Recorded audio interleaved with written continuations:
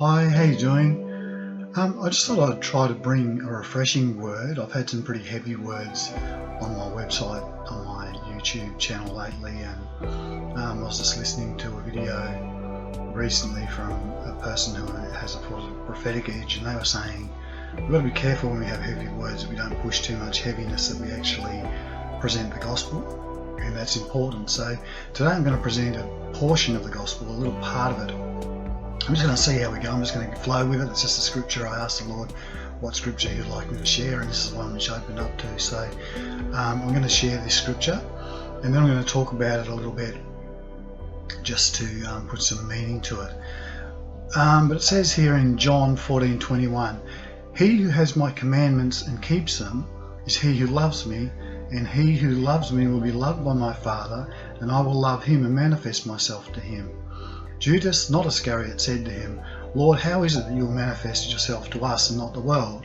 And Jesus said to him, "If anyone loves me, he will keep my word, and my Father will love him, and we will come to him and make our home with him. He who does not love me does not keep my words, and the word which you hear is not mine, but the Father who sent me." Now, I've had some videos up recently about nuclear war and all this sort of thing, and how it's quite possible that it will impact us. But this here is talking about how to be right with God if that were to happen. If there was to be a nuclear conflict, if there was to be anything like that, we need to be ready with God. And it says here, how does one be saved? Well, it says here, "He who has my commandments and keeps them is he who loves me." So Jesus talks a lot about love in the Bible. He talks about the fact that we're to love one another, that we are to even love our enemies, and all of that sort of thing. So, Jesus is wanting us to have that loving attitude. Now, when times are good, before the Ukraine conflict, before all that sort of thing, times have been good for us for many, many years, and we've been able to see the goodness of God in our lives and understand how that operates.